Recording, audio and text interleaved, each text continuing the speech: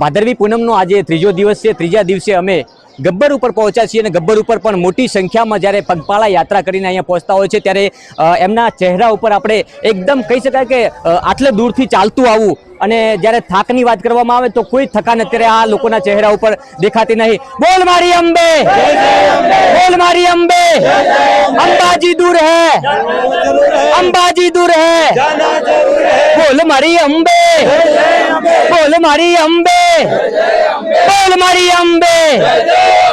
કયું ગામ? વેજલપુર, અમદાવાદ। અમદાવાદ થી ચાલતા આયા? હા, ચાલતા આયા। શું વાત છે? કયું ગામ?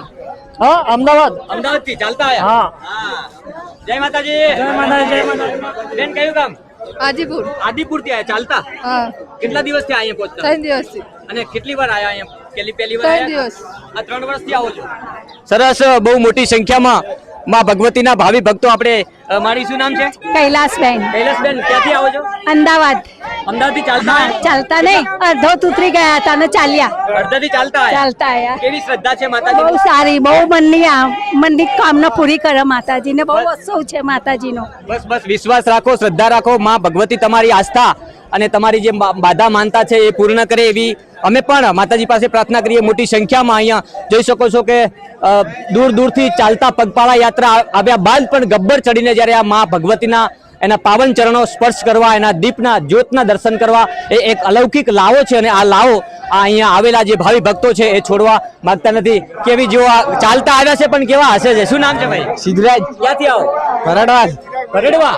ઓહો, વાવ, સરહદી। હા। ચાલતા આવ્યા? હા। શું નામ ભાઈ? ચિરાગ। તમે ચિરાગભાઈ? વાવ। વાવ તાલુકો, વાહ વાહ, સરહદી વિસ્તાર, વાહ। અહીંયા મોટી સંખ્યામાં અલગ અલગ જગ્યાથી લોકો પગપાળા આવે છે અને માં ભગવતી એમના મનોકામના પૂર્ણ કરે છે અને ખૂબ મોટી સંખ્યામાં જ્યારે આ મહામેળામાં યાત્રિકો જ્યારે પહોંચતા હોય છે। કયું ગામ છે?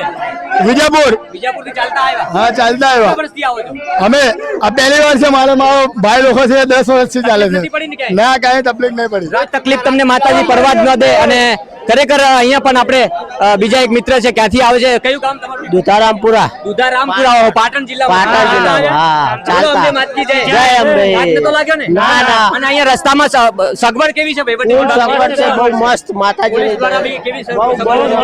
કોઈ સમસ્યા નહીં ને? કોઈ સમસ્યા નહીં, કોઈ વાતની સમસ્યા કોઈ નહીં? જાતની સમસ્યા કોઈ જ વાતની અહીંયા સમજતા નથી, સમસ્યા બિલકુલ નથી, કારણ કે અહીંયા પગપાળા આવતા જે શ્રદ્ધાળુઓ, લાખો શ્રદ્ધાળુઓ અહીંયા દર્શન કરતા હોય છે, પરંતુ એમની આસ્થા અને વહીવટી વિભાગની વ્યવસ્થા, અહીંયા આવતા શ્રદ્ધાળુઓની આસ્થા અને સરકારની વ્યવસ્થા, પોલીસ તંત્ર પણ સતત ખડે પગે રહી અને માં ભગવતીના પગપાળા આવતા શ્રદ્ધાળુઓની કેર કરીને એમની કોઈ પણ જાતની તકલીફ ના પડે, એમને કોઈ પણ જાતની અગવડ ના પડે, તેમના તમામ પ્રકારની સુવિધાઓ અને તમામ પ્રકારની ચોપતી નજર વહીવટી વિભાગ પણ રાખતું હોય છે અને પોલીસ તંત્ર પણ રાખતું હોય છે। માં ગબ્બરવાળી, માં પહાડોવાળી આવનાર તમામ ભક્તોને ખૂબ આશીર્વાદ આપે। અને ખાસ કરીને મારે અહીંયા વાત કરવી છે પોલીસની ટીમની, તો સતત 7 દિવસના મહામેળામાં અને સતત ખડે પગે અને અહીંયા આવતા જે પણ શ્રદ્ધાળુઓ છે એમના હોસલા બુલંદ કરવા માટેનું કામ અહીંયા કરે છે અને 7 દિવસની આ થકાન માં ભગવતી એમના ચહેરા ઉપર પણ ના જોવા મળે એવા એમના હસતા ચહેરા અને અહીંયા આવતા તમામ જે ભાવિ ભક્તો છે એમનો ઉમંગ, એમનો જોશ વધારવાનું કામ કરતી હોય તો બનાસકાંઠા અને ગુજરાતની પોલીસ કરી રહી છે। અહીંયા જોઈ રહ્યા છો મોટી સંખ્યામાં અહીંયા શ્રદ્ધાળુઓ જ્યારે પહોંચતા હોય છે ત્યારે પોલીસની જે કામગીરી છે અહીંયા અલગ પ્રકારની કામગીરી જોવા મળે છે।